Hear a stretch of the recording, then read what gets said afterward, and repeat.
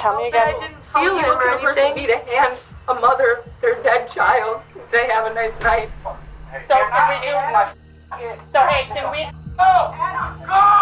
On October 18th, 2018, Heather Gardner made a late-night trip to a laundromat, hoping to catch up on her chores for the week. With her was her sister Jessie, as well as Heather's 2 sons, her toddler Jathan and her 2-month-old baby Benson. As the 2 women got to work with the laundry, Jessie made a shocking discovery. Benson was ice cold to the touch, and his lips had gone blue.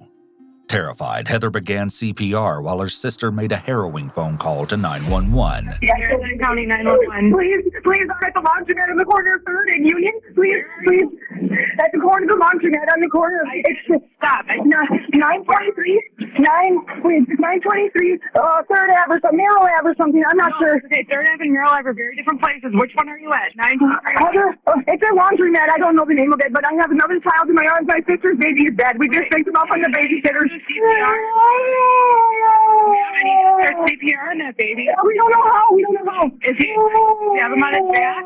Yep, he's on his back. Okay, I need you to tip his head back. He's freezing cold. Tip his head back, Heather. Tip his head back. Like that. I need you to blow into his mouth. No, close. Nose. Into his nose. Laundromat. We're at the laundromat. I don't know what to do. I can't call you. I'm here. Yes, we're here. Yes, but the baby is still not breathing. You guys have to take it back. Okay, what about doing this? Can we do chest compressions? Yes, I need you to start. I need you to listen to me. Yep. Did you blow into his mouth 2 times? Okay, I gotta go walk up to here. Yes, I am. Blow into his mouth 2 times. Plug his nose. He's freezing cold already. Okay, ma'am, I need you to take your hand and put it in the middle of his chest. Okay. Okay, and you're gonna push on his chest. Okay. And count with me. Ready? Yes. 1, 2, 3, 4, 5, 6. As Heather continues to follow the 911 operator's instructions, officers arrive on scene and are quick to take over.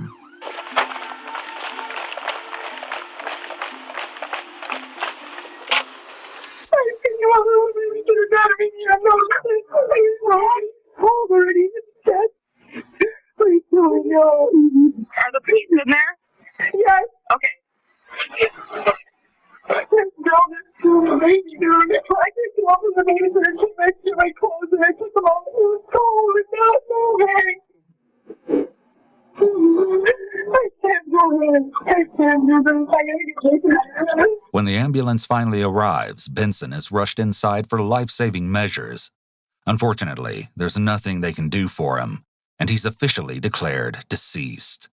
The immediate question was whether this was a case of something like SIDS, sudden infant death syndrome, or if something far more unimaginable had occurred.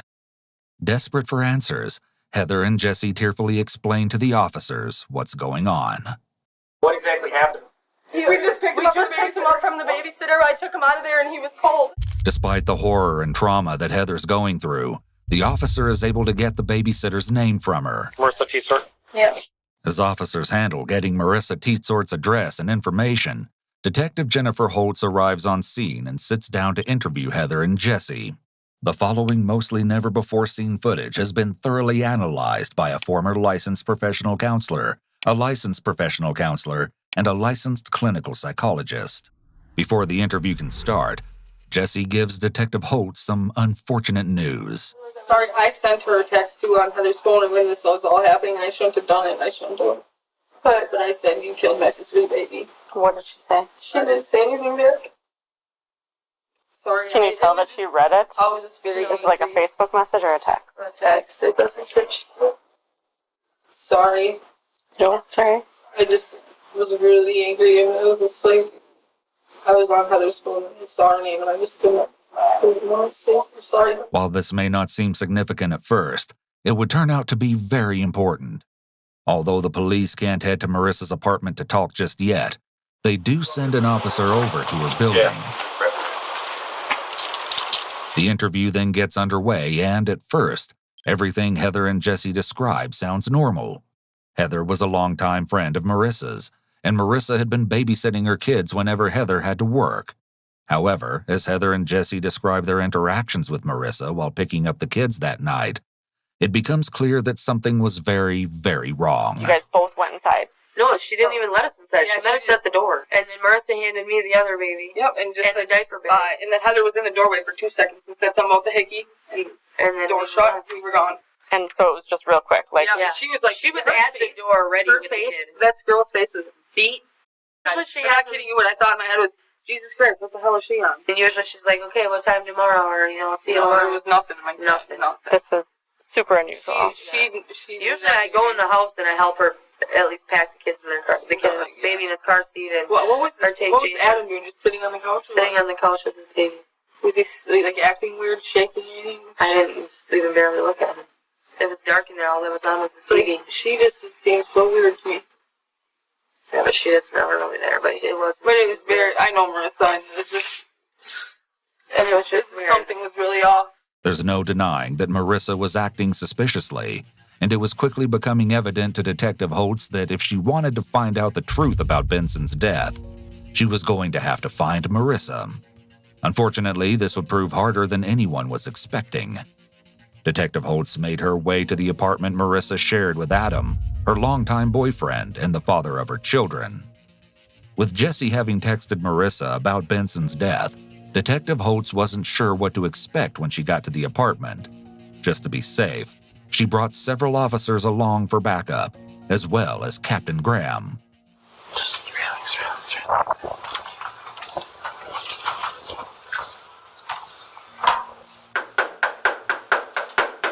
Marissa, we're not going away.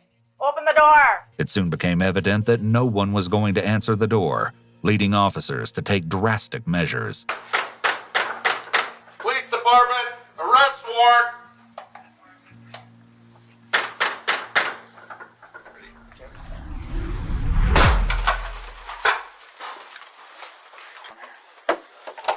What's up, police? Anybody in here? Kids' room. Show me your hands, anybody? Just as they'd feared, Marissa was nowhere to be seen. But this didn't mean all hope was lost. Detective Holtz was able to get in touch with Marissa's service provider and have her phone tracked down to a local hotel known as the Plaza. Within an hour, Holtz and Graham were standing in front of Marissa's hotel door.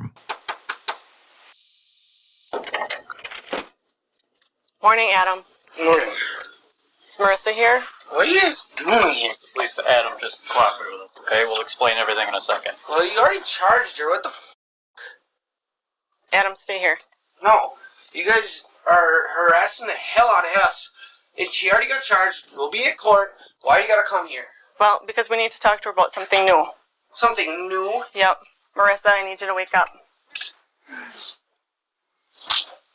Why are you guys here? Because we wanted to get away. We got it. From what? Everything. Isn't it against the law to come stay at a hotel room for the night? Can you get up so I can talk to you? Now that the police finally have Marissa and Adam located, it's time to separate them for interviews and see if they have any information about what may have happened to Benson. This is a very important conversation we're about to have, okay? Tell me about taking care of him today. Oh, I was just watching him, and UT was fine. Notice Marissa's upward inflection at the end of her sentence when she says he was fine. UT was fine. This is not typical of a statement, but rather a question, which indicates that Marissa isn't feeling sure about what she's saying. That was about it. Did you feed him, or? I fed him once, and then he slept, and... Well, we went outside when they first got there a little bit, so... It was You nice and out. the kids? Yep. Okay. Mm-hmm. Was he dressed in what? He was dressed in his snowsuit and a blanket. Okay. And then you were home alone, and then what time did Adam get home? He got home at like almost, I don't know, maybe 6:30 or something like that. Where was he at? He was hunting. Okay. And then what did you guys do after that, after Adam got home? We went to eat a little bit after he got home. Where'd you go? McDonald's. Which one? The one over by the courthouse. Okay. go inside through the drive-thru? We went inside. Okay. How long did you stay there?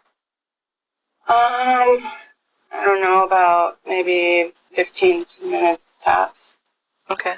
So did you eat inside, or you just grab the food and then go? We ate inside. Okay. You were able to finish your meal in 15 minutes? That's pretty good. Okay. He ate when he got there, and that was about it. One bottle, like a full one, half one? He ate like 4 ounces. Okay. But yeah, he like eats it depends. Did Heather send that with you pre-made, or did you make that up? The bottle? She sent it pre-made, and then I made another one, so. Okay. And then, what happened? And did you come straight home after McDonald's? Mm-hmm. The only place you went outside of the house was McDonald's? Okay. And then came straight home, and anything significant happen? No. We came home after McDonald's.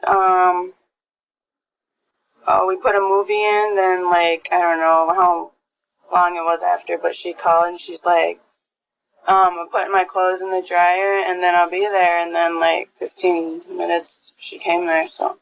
Okay. And did you have him ready, or did she get him ready? Yeah, I had him ready. I left him in his car seat. Okay. How long had he been in his car seat? After McDonald's, it was only like half hour, 45 minutes maybe.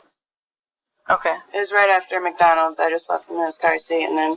You didn't take him back out? No, because usually she's there at like 9:30. So.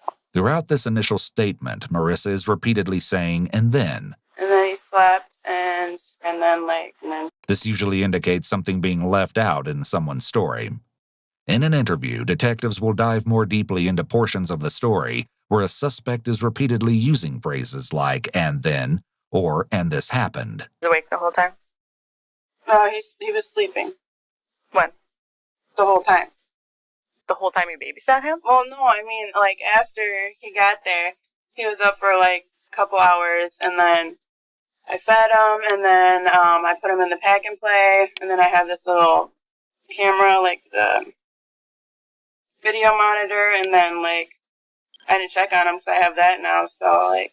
And he was in your back bedroom, or? In our bedroom. In your bedroom? In a pack and play? And then, Are you okay? Yeah, I'm just, like, half asleep. Marissa's laugh and smile here is odd given the circumstances. This is clearly a serious situation. When a suspect acts unconcerned, this can be a red flag for deception. They may be trying to play it cool so that they don't look guilty, when actually their behavior just makes them look more suspicious. Okay. So the reason we're here, Brittany, I'm sure you must be asking yourself this, right? Not Brittany. I'm sorry, Marissa. You have a sister, Brittany, right? Yeah. The reason we're here is... Although the audio here is redacted, we can infer that she informs Marissa that Benson is deceased. Why is he dead?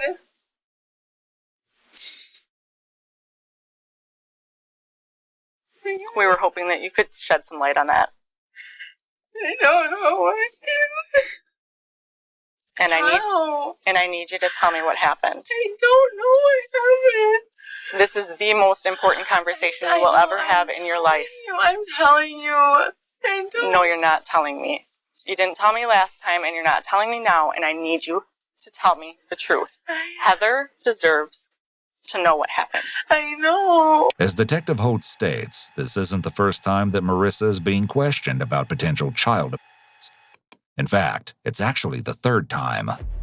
2 months prior to Benson's death, Detective Holtz was called to the home Marissa shared with her boyfriend Adam after a child sustained severe head and face injuries while in Marissa's care. While Marissa and Adam claim the child just had an accident, Detective Holtz is determined to figure out the whole story. Mommy, Okay. there's nothing to hide. And Adam, when you say that the child fell off the couch, did you witness that, or? No, but, I mean, Marissa's one of these people that, she resorted to drugs because her kids got taken away to the point where she was a rack of bones, and the only way we got her to go to the clinic and get clean, and she's been clean for 4 years now, is that we told her we were going to sign her into rehab. And she doesn't want to get forcibly put it. Sure. So, That's fair enough. but she has no reason to lie to me. And I mean, whenever she babysits kids, and we have other people that she watches for, this coffee table gets put in the living room, and then the kids get put toys on. Okay. And the toys all come out on the floor. As you see, they're here. Okay. I see this is like a matching set. Are they the same? No, they're not a set. Okay. They just happen to be the same color. Okay, got it. This one I got for free up in Merrill, and that one we've had for a long time. Do you know which couch in It particular? would have been this one. On that side of the couch, sleeping. It was over here sleeping, and she just went to the bathroom. And she was literally just pulling her pants up, and she heard her crying. But, I mean, bitches like they are, and can't come talk to me about something, or come talk to us before they go and get you guys involved. I mean, she obviously fell and hit a toy or something, and Marissa's not gonna go and beat a kid. I mean, she was as a child and stuff, so she's very protective of kids. I mean, this is all ridiculous. So, I'm getting a little upset about it. No, I know, and just calm down. Everything's I fine. can't calm down because, like I said, I got f***ed over by social services too many times. I try to work with them, and I'll look. He's our 5th child. I got pictures of my kids here, and that's all I can do. That's all I get to see of them is pictures. So, and there's nothing I can do about it. Although Adam isn't getting into specifics here, he's referencing the fact that 4 of his and Marissa's children were all taken by social services. Had social services known about their 5th and youngest child, he also would have likely been taken. Detective Holtz and the women from Child Services wait around in the apartment for a while until, finally, Marissa arrives home. Oh, hi. Hi. Marissa? Yep. Put it on, they don't smoke in the house, so they're in the bathrooms. Huh? Hello. Hello. So I'm Jennifer. I'm a detective with the Police Department, and I've been assigned to investigate, follow up on who I understand you were providing care for. And these fine young ladies are from social services.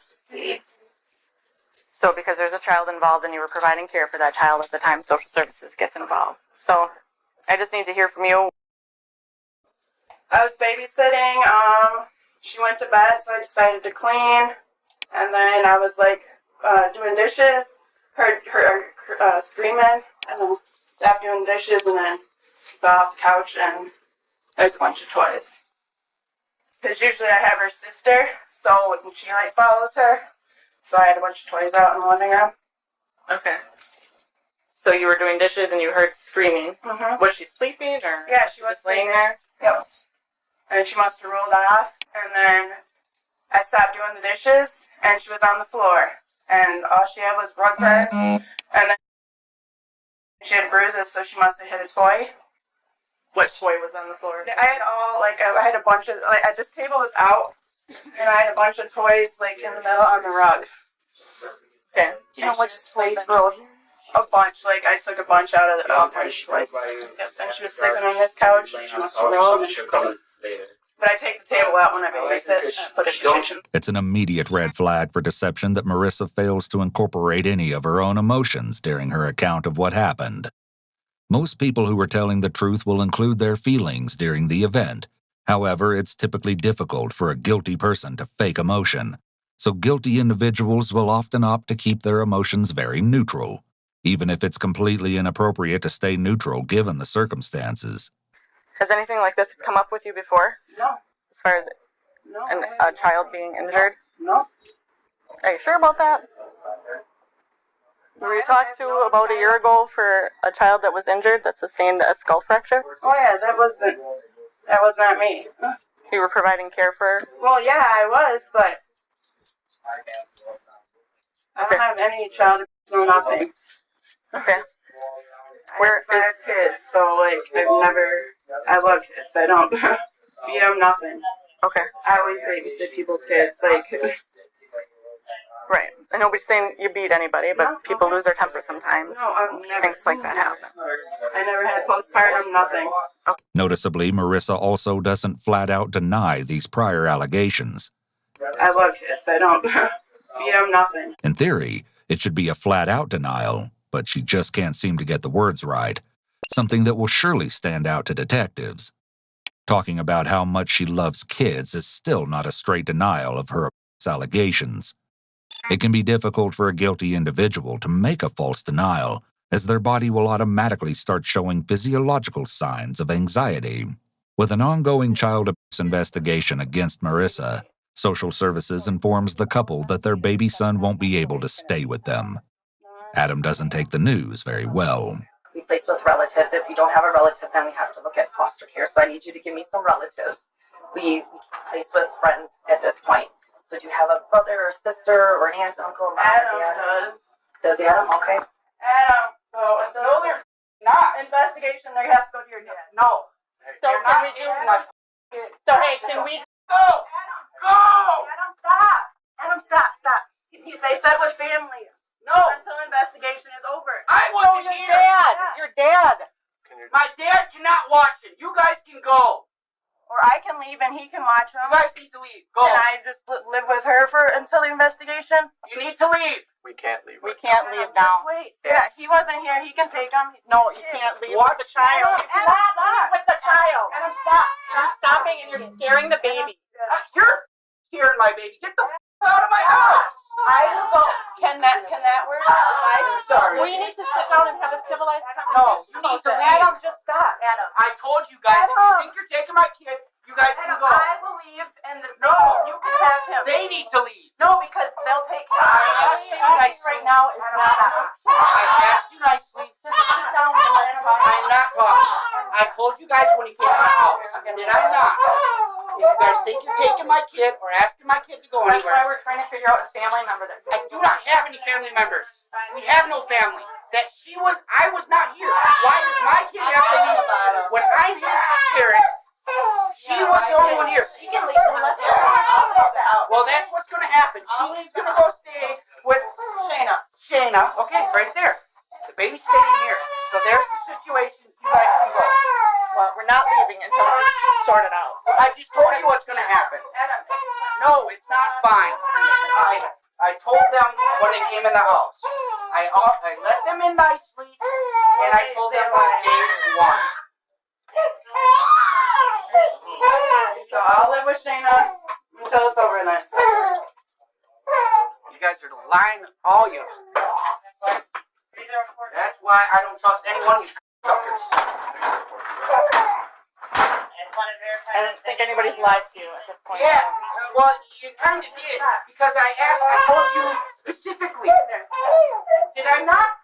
When you guys walked in the door, I said, if you think you're going to do anything with my kid, you better bring the SWAT team. That's exactly what I said, and I'm sticking to it. So you guys need to leave. And that you have to take him on. I can't be here.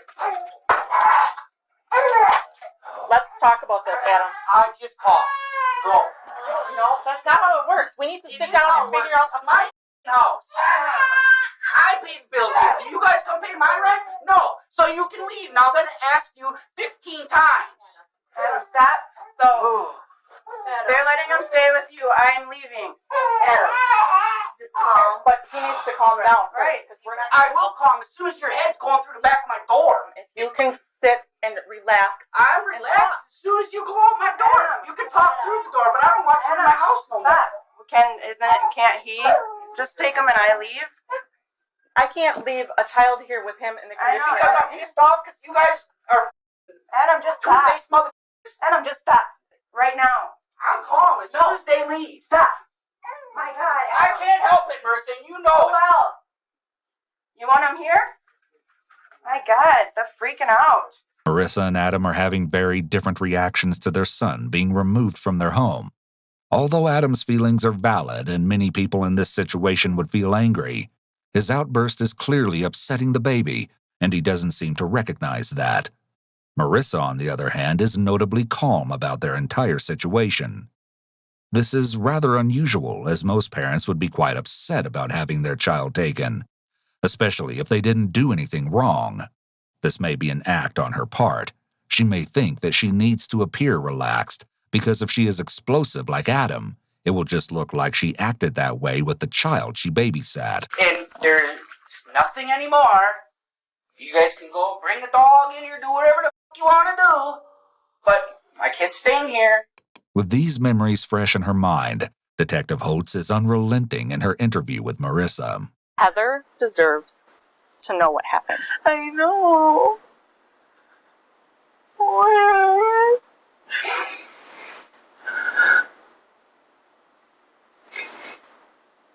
No, you're the truth. No, you're not. I am. I don't know what happened. I promise. I understand that things get frustrating, My God. especially with you being pregnant and having a Yeah, child of your own. They were frustrating. I promise you that. Marissa is likely trying to bolster her statements by stating, "I promise you that."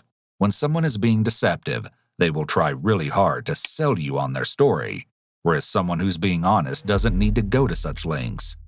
Marissa may not have been comfortable enough with her answer about how the kids weren't frustrating, likely because it was a lie and she did find them to be frustrating.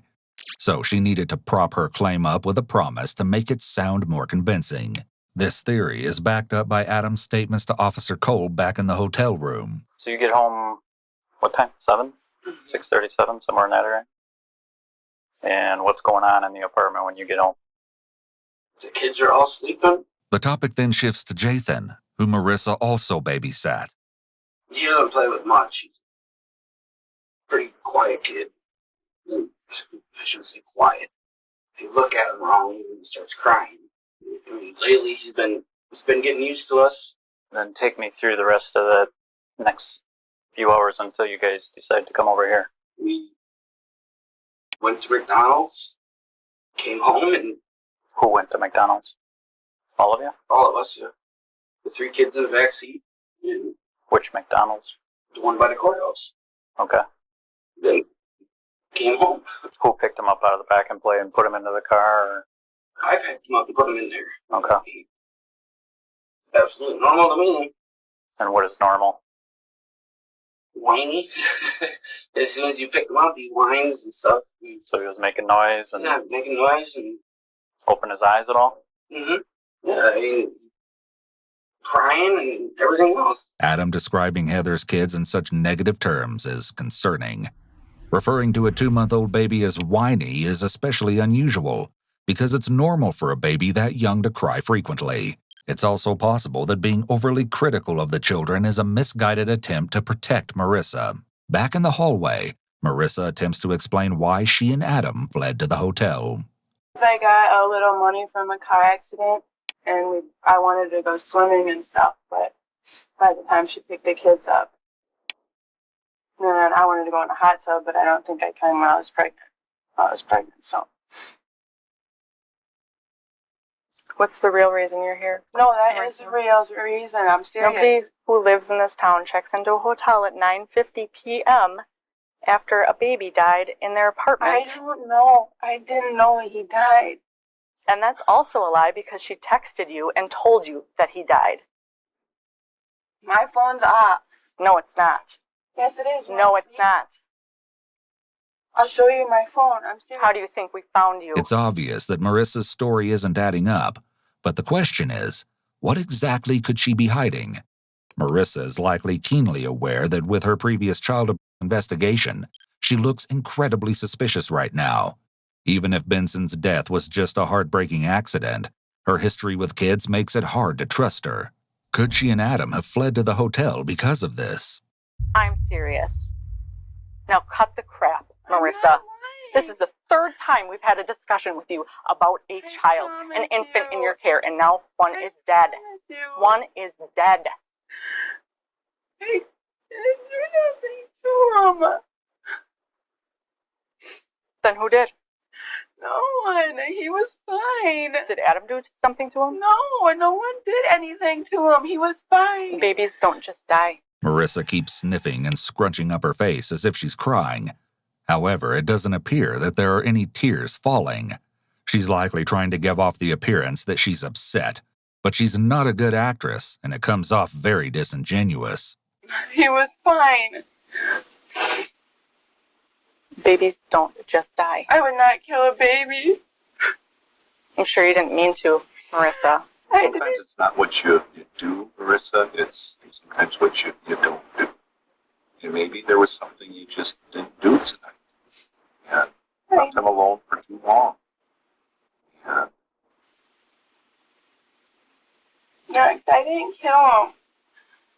Was it an accident? Sometimes too. Did you leave him alone? I left him in the pack and play after we got after we got back in from outside. Was he okay? He didn't make any noise. I have that video monitor thing. I didn't kill him. I promise you. I didn't. I would never kill a baby. So what happened when you came back from outside? Check that. He just uses a video baby monitor. And you went back inside and checked on him. Huh? When you went back inside, and he was in the pack of play. Mm-hmm. Tell me what you saw and observed. I use the baby monitor, and when he like makes a noise, you can hear it. And I didn't hear anything, so. But I didn't kill him. Right? At what point did you realize that he was dead? I don't know. Did he die in the pack? Marissa shrugging in response to Captain Graham's questions are huge red flags that she was involved. Someone who is innocent would readily be able to provide clear answers for the questions. I didn't kill him. Like I said, there is things that you commit, things that you do, and sometimes as a result of things that we don't do, bad things happen. And we know that bad things happen. I didn't kill him. When did you know Marissa? I didn't kill him. I know. We know. Accidents happen. I thought that baby monitor thing would be fine. So I didn't check on him.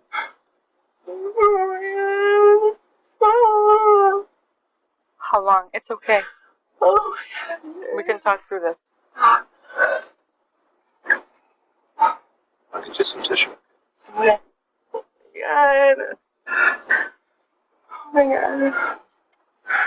Sometimes things happen, but we need to know the truth, and that's all, okay? I just did check on him. I have a baby monitor, but I didn't kill him. The detectives know that most suspects are more comfortable admitting to an accident rather than intentional harm, and Marissa is no exception. She's latched onto the scenario, likely because she thinks she won't get in as much trouble. While there's every chance that this may be the real truth, there are still some parts of Marissa's story that aren't making sense, and as Holtz and Graham are about to discover, Marissa knows a lot more than she's letting on. So, how long was it that you didn't check on him? So start over. It was like after when like before Adam got there, he checked on him. Did you know then? But I didn't kill him. I know. Oh my God. How did you know? Huh? How did you know? Just because it was been that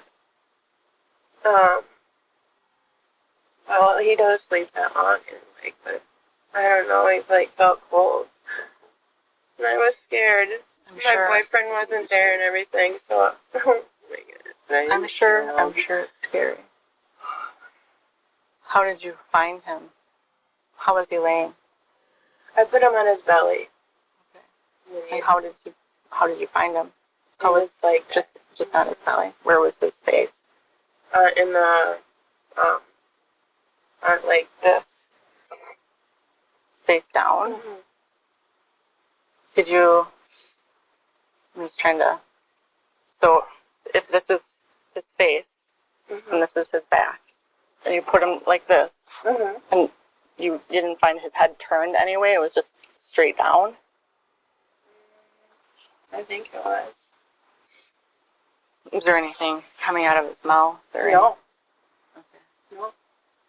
And he felt cold then? And that was before Adam got home? Who picked him up out of the pack and play and put him into the car? Or? I picked him up and put him in there. Okay.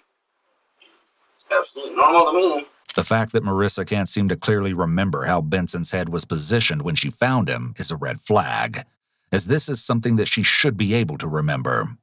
If she walked in and the baby's face was straight down into the bed, this is something that would trigger alarm bells and would likely stand out in her memory. But that baby monitor was like almost $100, and like when they make any noise, they're like, you can hear it. And that has like the camera thing. So you're saying that didn't work? no, it worked. It worked. Yeah. You just left him alone for too long. Okay. You went to McDonald's? No, I brought him back. Or did you put clothes on him? Did you put a snowsuit I on? put a snowsuit and hat on. And Adam didn't notice that he was dead? He probably just thought he was sleeping. Did you check for a pulse? Did you see if he was breathing? Or did you just feel his skin was cold? Mm-hmm. He just wasn't making any noise. What did you think was going to happen when Heather came to pick him up? I don't know, like... Did you think she wasn't going to notice, or...? Oh, yeah. And she was or wasn't going to notice. She was gonna notice. Did you try to do anything to revive? Try to do CPR? No, I don't even know how to do it. And help me understand, discovered him there. Yeah, why didn't you call police? Because I was scared and my boyfriend wasn't there. And I didn't want our baby taken. By this point, Marissa has mentioned several times how she was scared, but she doesn't express any concern for Benson or how his mother is feeling now.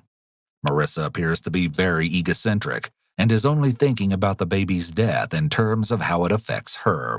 We do have an arrest warrant for you based on your other child. So we're going to be taking you into custody. Can I smoke a cigarette? Sure. Thank you. When am I gonna get out? Although it seems like detectives are getting the truth out of Marissa, there is one major problem. Her story isn't matching up with Adam's. According to Marissa, Benson was dead before Adam ever got home, and Adam was none the wiser. However, Adam is claiming that not only did he pick Benson up and get him loaded into the car, but supposedly Benson was crying and whining during this. One of them is lying, and it's up to the police to figure out which one of them it is. Okay, Adam, here's what I need the explanation for. We know why you guys came over here. On my life.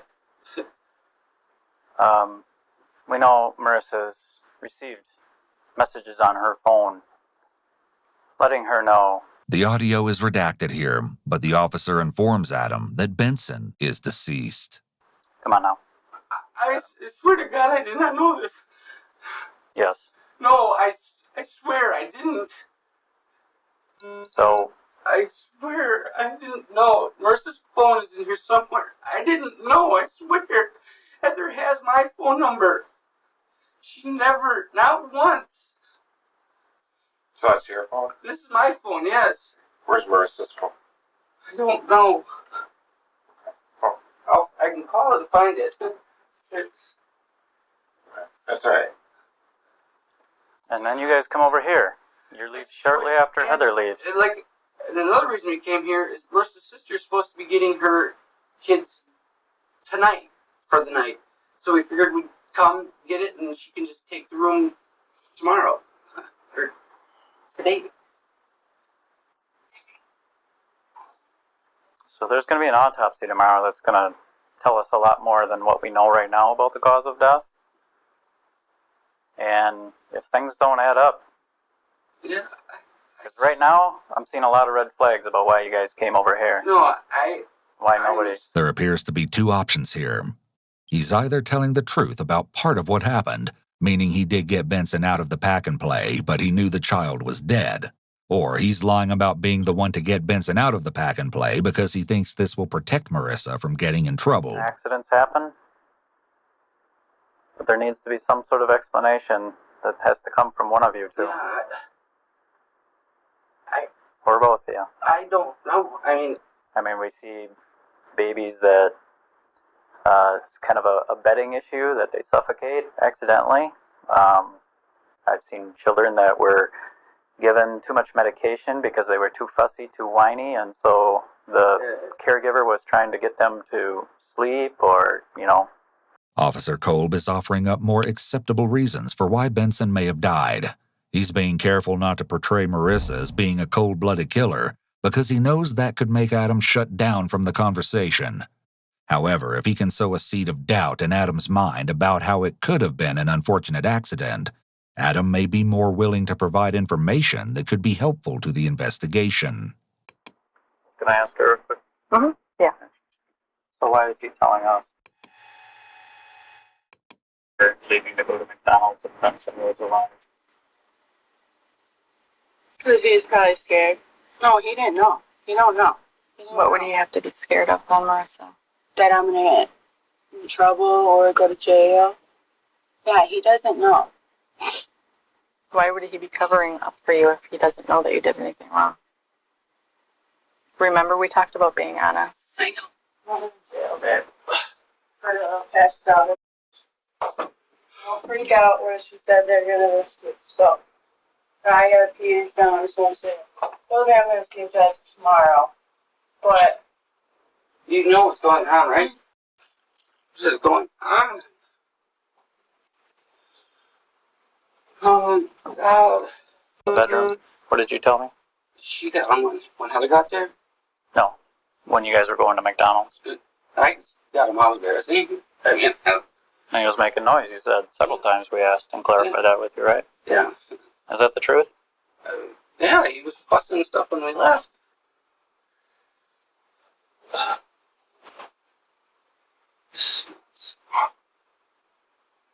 We just don't want this situation complicated by lies. Obviously, we're all just trying to figure out what happened. I know. And Marissa's made some admissions to some things, but there's just some little things that aren't matching up with what you're telling us and what she's telling us. I just don't know. I mean, I don't remember. I get him out of the bedroom, or did you, or when we went to McDonald's? I don't know. no, I did. She did. I mean, I just don't remember. Adam's claim of "I don't remember" is a selective memory statement, which can sometimes be legitimate or could be a sign of possible deception. It's possible that Adam used deductive reasoning to figure out that Marissa was under suspicion for something related to Benson. He likely didn't know what Marissa was being accused of, but it was clearly related to her care of other children, so he decided in the moment to lie in the hopes that he could protect her from further trouble. However, he might be less willing to protect her from trouble after he learns what she's been hiding from him. Love you.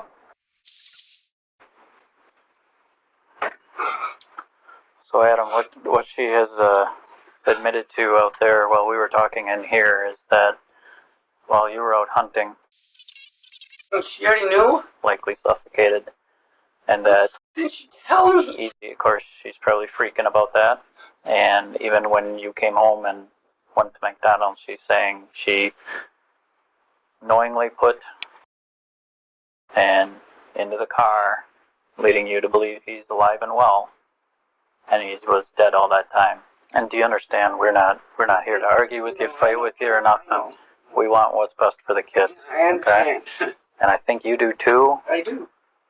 And I even think Marissa does. She does. But I mean, she has a poor way of doing it, I guess. As far as I mean, you can ask anybody that we live around. I mean, everybody gets in a mood where they don't want to be bothered or whatever.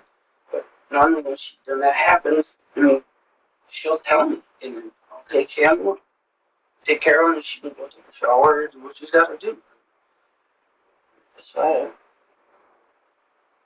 every time this happens, I don't know. And that's why I told her I didn't want her watching any kids. As Adam waits at the hotel to deal with CPS, Marissa agrees to go back to her apartment with Detective Holtz in order to demonstrate how she found Benson. If Detective Holtz can clearly see how Benson was positioned, she may be able to determine if his death was the result of an accident, SIDS, or something far more sinister. We have these dolls just because it makes it a little more realistic as far as like facial shape and things like that. What I want you to do is just like walk through exactly how you put him down. Crabby. Okay. Yeah, so then I just put him in here, and then I turn the camera on, and then I put him in here, and then put the blue blanket on. So when we were at the hotel, you were talking about like his face was to the side a little bit? Yep. Can you show me exactly how his head was? I know his body probably isn't It's gonna, not gonna. right. This isn't completely anatomically correct, but if you could just show like how his face was. I realized that his body was flat, and it wouldn't turn up like that, but it was was it to that side specifically? So to his I think right? so, yeah. Although Marissa's been laughing and smiling throughout this demonstration, she's likely still feeling some anxiety. If we look at her hands, we can see that they're almost closed into fists, which indicates that she's feeling tense. Most caregivers would be traumatized by having a baby die in their care. Having to reenact their last actions with the infant would likely be difficult and emotional. In stark contrast to this, Marissa appears to be completely unaffected. However, this image of her clenched hands may provide a glimpse into her inner stress. Did he have a nook? No. Okay. Just the receiving blanket and then his blanket. So the receiving blanket was already folded up and laid down before you came in here. When would you have done that?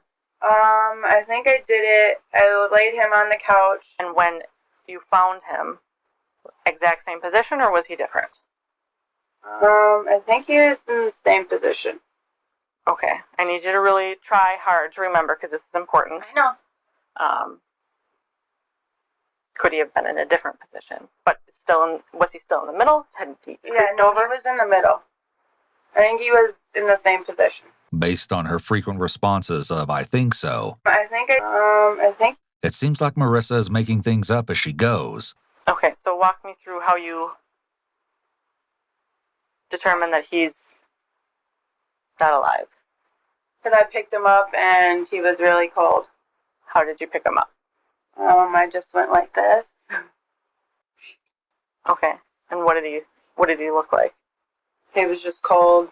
Marissa is completely unemotional.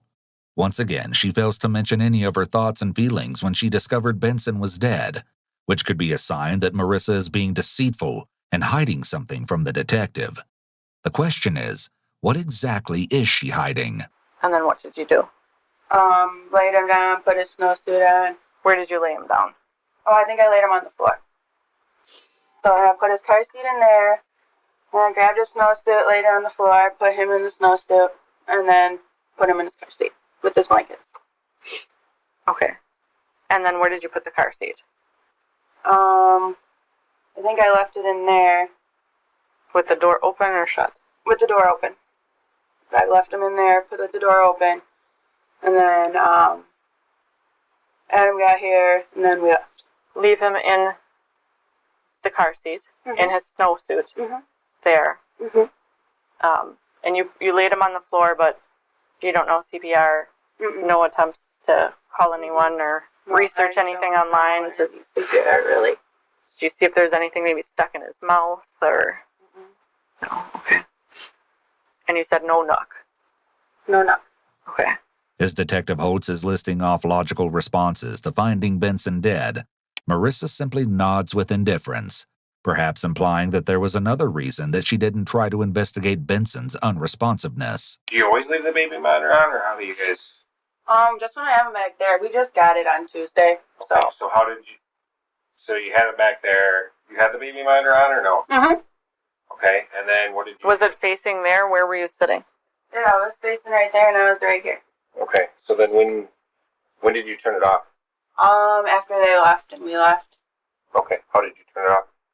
What do you mean, like I just turned it off? Turn it on and turn it off. So it surprised you to know that your baby monitor is unplugged? Is it? Yeah. I might have unplugged it too, because you have to charge these. But I did have it on and everything. Why would you unplug the camera? What? The camera. Because I stopped using it. When I stopped using it, I just unplug it. I did have it on and everything. Are you sure? When you're done I'm using sure. it, you just turn it off. I promised on everything. I had it on. Marissa making promises are likely attempts to bolster her lies. Having gathered all of the relevant information at the apartment, Marissa is officially arrested and spends the rest of the night in jail. Although it seemed Marissa was telling detectives everything she knew about Benson's death, his autopsy came back with shocking results, prompting Captain Graham and Detective Holtz to bring Marissa in for one more interview. There you go. Hi. Hey. Well, as we discussed the other night, I attended the autopsy, so I just wanted to follow up with you and give you some information regarding that. So, but after your race again, you know, it seems a bit redundant, but. This room setup is not ideal for an interrogation, as there's a huge table between Marissa and the detectives. It would be better if there was no table at all, so that the detectives could observe Marissa's entire nonverbal communication, instead of having half of her body being hidden from view. I can say, without a doubt, that what you're telling me is not true. He's got very severe injuries to his head. Yeah, I don't know how. I'd like to give you an opportunity Yeah, to explain yourself. I promise you I did not do nothing to him. Promise. That's why I asked you if he fell. No, he did not fall. Did he roll and tumble just a little bit first? Not that I've seen. I did not do anything to him. Marissa uses a qualification phrase when she says, "not that I seen," which gives her an escape in the future, allowing her to blame her faulty memory or say that she didn't see what had actually happened. Based upon what the doctors saw, based on what Jen saw, is that the child did not die as a result of not being able to breathe. And I'm hoping that, based upon your relationship with Heather and based upon the genuine love that I know that you have for children, it's important that Heather knows what happened. I didn't do anything to him. Because something happened in that apartment and you were the only adult there. I know. Based upon what you're telling me, it couldn't have been Adam. It couldn't have been. Yeah. Or could it? No. But Adam came back at some point, and you've seen, and we've seen Adam get upset, really at the snap of a finger. And are you sure that he didn't do something to him? I'm sure. The thing is, Marissa, is that science doesn't lie. I know. There's absolutely no doubt. You like to think that you're not some cold-blooded person. I'm not. And I want to believe that you do genuinely love children. I see it with you in person. I see it with the baby that you're carrying. And I'm sure you had a bond with Benson because you've been watching him for quite a while. I did not kill him. I could never kill anyone in my life. Let's not even use that word. As Marissa gets emotional for the first time in the interrogation, she uses the word kill. It seems that what may have triggered her tearfulness is when the detective started talking about how Marissa loves kids and may have had a bond with Benson. Earlier in the interrogation, Marissa seemed to be avoiding the word kill, instead saying that she didn't do anything. Sometimes these non-specific statements are used by deceptive individuals because it allows them to dance around having to be more specific. An innocent person is more likely to be straightforward and use necessary language because they want to ensure it's clear what they're denying. A deceptive person may prefer to avoid using such explicit language because it means they will have to look the detectives in the eye and lie. Whether something happened, and it may have been an accident, it may have been a fall, but something happened and it was not that you went to sleep, Marissa. It was not. So let's get over that. Wait, I did not do anything to him. Then what happened? I don't know. Something terrible happened. And you were taking care of him. And it's important for Heather. It's important for you. And it's going to look better for you, quite frankly, if you explain it. And this is your one opportunity. I am. If I could never do anything like that to any kid. That's why I don't want to think that it was intentional. I think it was an accident. Marissa, you have maybe more than I can imagine. A lot going on. You have this other case that was out there, which is a felony offense and is pretty serious. And you have other children that have been taken away. And you're on the road to recovering from some drug addiction. And sometimes the weights of life can become too much to bear, and you see yourself acting without even thinking, just reacting in ways that are outside of your character. And I wonder if something like that happened on Thursday, where, extra fussy because he's got some sores and just not receiving the feeding well and something like that. No, I could never. I love kids way too much. I could never, no. I hear you say that, and I want to believe you, like I said, but there has to be an explanation, and it's not what you told us. Suspects may be more willing to confess if they feel like the detective truly understands them and their situation. Graham and Holtz are both doing a really good job of relating to Marissa and being empathetic. In the read technique, it's important for investigators to appear non-judgmental, as that creates a dynamic in which the suspect may be more likely to open up. Did an accident, Marissa? I don't know what happened. Like I said, Did you fall? I asked you. not when I was around. You didn't fall. Well, you were the only one there, right? I know. Yes. Hurt badly. I want to believe that it was an accident and you're not a monster. I'm not a monster. Please explain. Well, then it must have been an accident. Like I said, I just fed them, burnt them, changed them, put them in the thing. And when did he hit his head? He didn't hit his head. He hit his head. I don't know how he would have hit his head. Who could have hit him in the head? I don't know. Could he have fallen? I'm asking you. No, I was around. I mean, he didn't just fall without anybody around and nobody noticing and then put himself back in the packing place. You have this one opportunity to explain yourself. By increasing her proximity to Marissa, Detective Holtz is increasing the pressure for her to confess. I don't know, maybe on the couch or the kitchen. It's sort of like the hard part of the couch, like the arm. The arm. Or like the arm part. I don't know. So as you were sitting him down, was it too hard? Maybe. You knocked his head a little bit? I don't know, because I could never.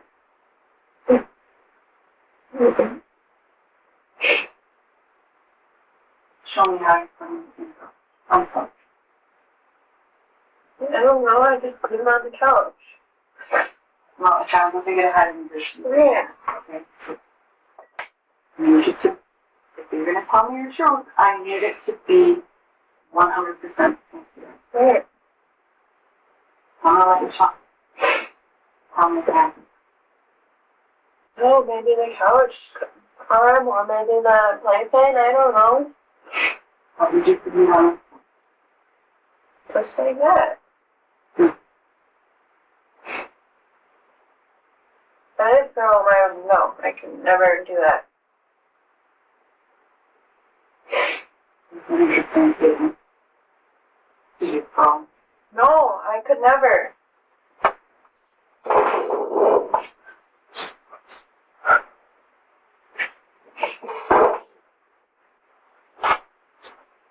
It was not gently placing it on the couch.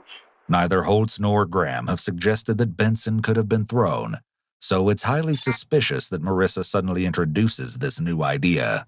When new language is introduced by the suspect, such as what Marissa has just done here, detectives will likely see it as a big red flag that the suspect has been hiding something. Marissa is still refusing to tell Detective Holtz the truth, so Holtz decides to play into Marissa's emotions and ask her how she would feel if it was her own child who died. Think of how terrible that would be. I know. And not knowing what his last second was like. Please help me bring that to Heather. You're not. Please. As a mother, she deserves to know what happened to you.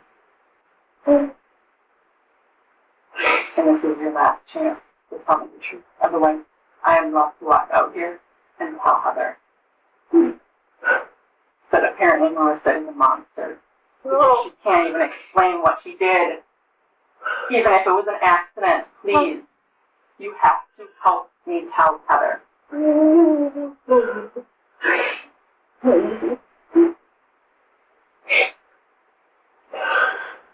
After this desperate emotional appeal from Detective Holtz, Marissa sits in complete silence for nearly 2 minutes before finally opening up a bit. During this long pause, Marissa is likely trying to decide what she's going to say. Should she stick with her story about how she doesn't know? Should she confess the truth? Or should she admit to something in between? She may be weighing the pros and cons of each option in her head. Most people care what others think of them, at least to some extent. So hearing the detective say that she will be thought of as a monster may help motivate Marissa to tell the truth. I don't know. Maybe I put him down too hard. But I didn't kill him or anything. You didn't mean to. I don't think you meant to. No, could never. Where did you put him down too hard and how? Show me.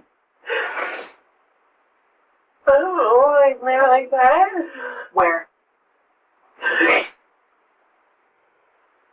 Maybe on the playpen. Which playpen? Your guys, it's the one you guys have. That's the only thing I could think of. How many times? Once? Twice? 2 times? Once, probably. It's the only thing I could think of. I could never. That's not true. I could never. So I don't know, I promise. I'm You keep telling saying you. I could never, but you know what? You did. You did.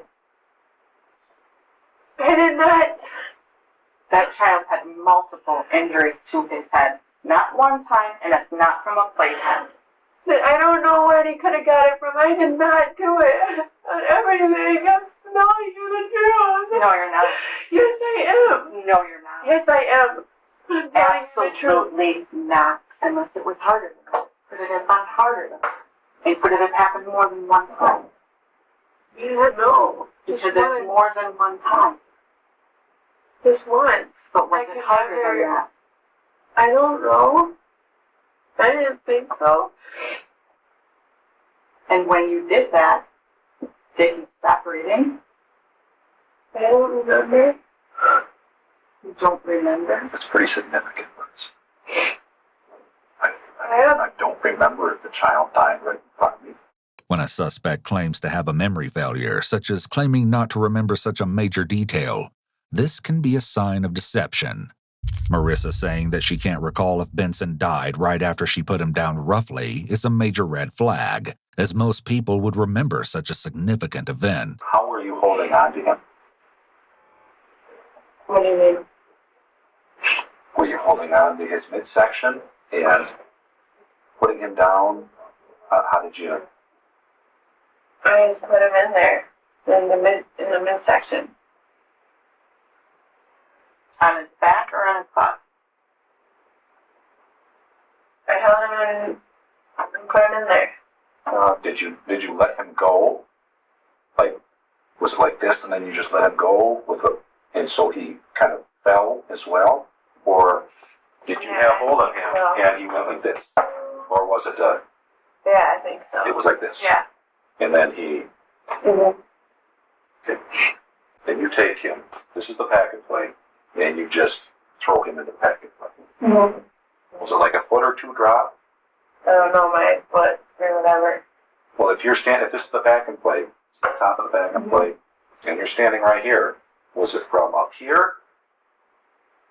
Yeah, like yeah. The pack and play that you showed us is one of those that has like an insert where it's up a little bit. Mm-hmm. Are you sure it was that pack and play or was it the one in the spare room? No, it's that one. And it has the mat on the thing. So you were above the pack and play and dropped them. With force? Could it have been a throw? I don't think so. You're frustrated. Right. I get it. Throw.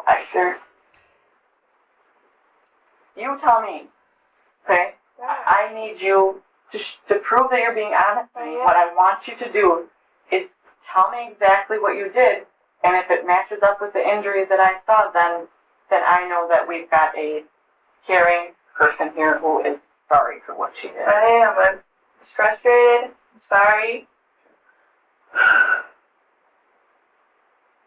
And in that frustration, is it your bedroom? Mm-hmm. In the pack and play is right there next to the bed. Mm-hmm. And were you standing right next to the pack and play? Were you standing by the door and just threw him in there? Standing next to the pack and play. Like, were your eyes touching the pack and play like this, or was the pack and play like that far away? And you just... Oh, no, not like that. So, Yeah. can you show me? Like this. Then just throw him in. Just throw him in. Mm-hmm. Was it with all your force, all your strength? You just threw him in there? I don't know, I think so. You think so? So you, with all your force, just like that, as hard as you could. Not really as hard, but Hard enough. Marissa is still vague in her description, but Graham getting up is important here because it makes Marissa have to demonstrate what she did. Graham clearly dramatized the throw from a very far distance, which forced Marissa to have to clarify that she didn't throw Benson from such a far-off distance, but she did, in fact, throw him. Did he cry? Is that what you're saying? Or did he stop crying? he just cried for a couple minutes. And then what else happened? And that was it. You saw multiple injuries, Miss. Yeah, I promise you, I do not know where he got the injuries. Promise. Did you grab him by a hand, by a foot? Oh. That's why I asked you, Marissa, how were you holding him when you threw him into the pack and play, because he has some other injuries. Right. I said he has some broken bones. He does. I don't think you meant to do it that hard. Did he tumble a little bit when you threw him in the pack and play? Like, did he roll? I don't know. Because I could see if you're walking down the hallway, you come in the room, you're a little upset and frustrated, you throw him like that. I could see that he might tumble a little bit in the pack and play and maybe get lodged up against something. I wasn't there, Marissa, so help me understand in my mind what happened when you threw him there. What happened? I was just frustrated and threw him in the pack and play. And what did you see happen when he landed in the pack and play? What happened to his body? Mm-hmm. Did he just stay in one position, or did he roll, or? I think he hit the side, but that's about it. What part of him hit the side? His head. And was it the corner where it's hard, or was it? Yeah, it was the corner. Which corner? I don't know. One of the corners. So was he kind of then just curled up in the corner? I don't think so. I think maybe his head was down.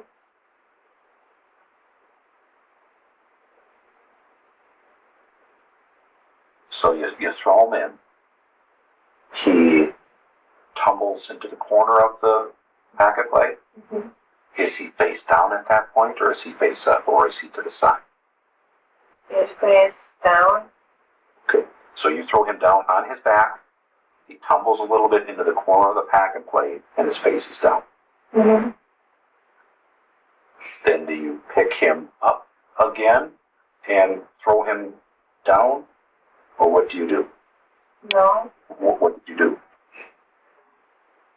I just picked him up and put him in the middle. Even while she confesses to throwing him into the pack and play and then rearranging his body, Marissa doesn't appear to have any remorse for what she did to Benson. You throw him in there. He tumbles into the corner. Mm-hmm. You had said that he cried for a couple minutes. Yeah. Now you're saying, no? Well, did you just stand there for a couple minutes? And just... Well, maybe not a couple minutes. Maybe a minute or less. Did you stay in the room with him or go out before you put on back on his stomach? I stayed in the room. And just looked at him while he was crying. Yeah. Maybe you were in shock. Like, what did I just do? Yeah. This couple minutes thing is confusing me here. Because I was in shock of what just happened to him, what I did to him. I was frustrated. you were frustrated, and what shocked you was the fact that you threw him into the pack and play very hard. Maybe not with all of your strength, but you were really frustrated. And he tumbles into the corner, maybe hits his head on the corner, and then you stand there and he cries for a little bit. No, I just cried for a couple seconds. Couple seconds. And then in the middle. And then you take him from the corner. He's no longer crying. Right. And you just set him face down in the center. Why'd you move him if he wasn't crying? I was scared. Was he dead at that point? Yeah. How do you know? But he wasn't doing anything. Yeah, it was. Did you try to do something to bring him back to life? Try blowing in his mouth, because that's all I know how to do. I don't know blowing in his mouth? CPR, yeah. Okay. Because I could see you trying to undo what has just happened, right? Yeah, I tried. And that tells me a little bit about who you are, Marissa. That, yeah, I made a mistake here, but I don't want this child to die. Right. If I would have known how to do CPR, I would have done it. But just blew in his mouth, because I don't know how to do CPR. Although Marissa now claims to have tried to revive Benson, she laughed and denied trying to revive him at all. Try to do CPR. No, 'cause I don't even know how to do that. No attempts to call anyone or research anything online to CPR, really. Did you see if there's anything maybe stuck in his mouth or... This discrepancy in her story indicates that she might be pretending to have tried to save Benson's life in order to not look like a monster, since at this point, she's confessed and likely knows that she's in for some major consequences. Thank you. You're welcome. I was frustrated. Scared. I understand. And rings. And you tried to make it right. Yeah, I did. Oh, yeah.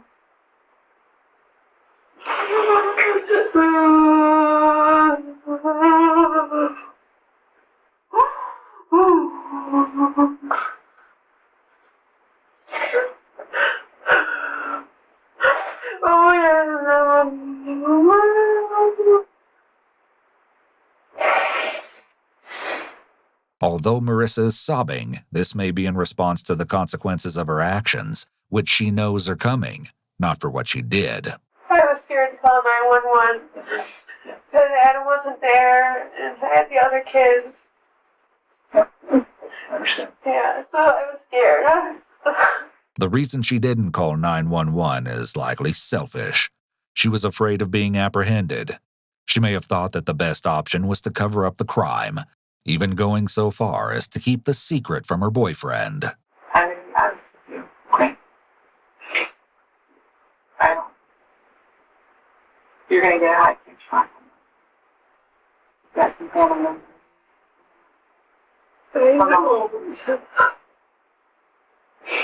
I'm not making a high because I have court for this statement right on November 1st. I know. I'm sorry, I was scared and frustrated. But she gets frustrated too with them.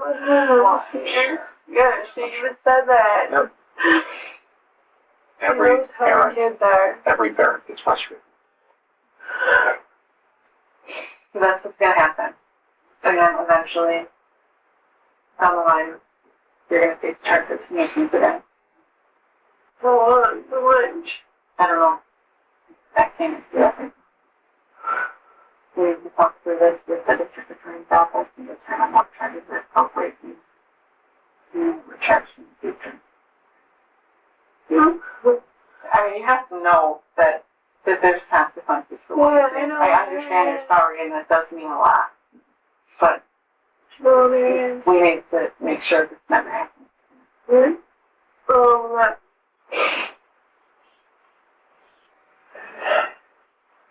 you have any other questions for us? Once again, Marissa shows that she's putting herself first by asking for a lower bond. She also appears to be surprised to find out that she will be charged. It's almost as if she expected that if she just said sorry, they would let her go. Marissa is failing to see the seriousness of the crime and even attempts to deflect responsibility from herself to Heather. While sitting in jail awaiting trial, Marissa began to form relationships with a variety of pen pals, promising that she would love them, be physically intimate with them, and move in with them after prison in exchange for these pen pals giving her money. In a report written by Detective Holtz, it was noted that Marissa was especially good at manipulating people and was able to juggle all of these relationships while also manipulating Adam into believing that she wasn't cheating on him, so he would also give her money. Marissa also occupied her time in jail by begging the judge to give her a lighter bail. A letter to the judge written by Marissa reads, "This Marissa Tietsort and I want a bond reduction because this is crazy that don't get half-signature bond and lowered, like really I'm not a monster or whatever. I love kids and I'm a mom to 5 kids, plus I'm pregnant now with my 6th kid." That's right, not only does she not grasp the severity of her crime against Benson, but she tries to claim that she's a loving and successful mother to her children, even though most of those children were removed from her care. According to Detective Holtz, Marissa believed she would be getting a light sentence for Benson's murder, as she and her attorney were planning on claiming that she wasn't guilty due to brain damage caused by her extended substance abuse. Things didn't go the way Marissa had hoped, however, and she was instead sentenced to 37 years for Benson's death, and another 3 years for the injuries caused to the child who had supposedly fallen off her couch just 2 months prior to Benson's death.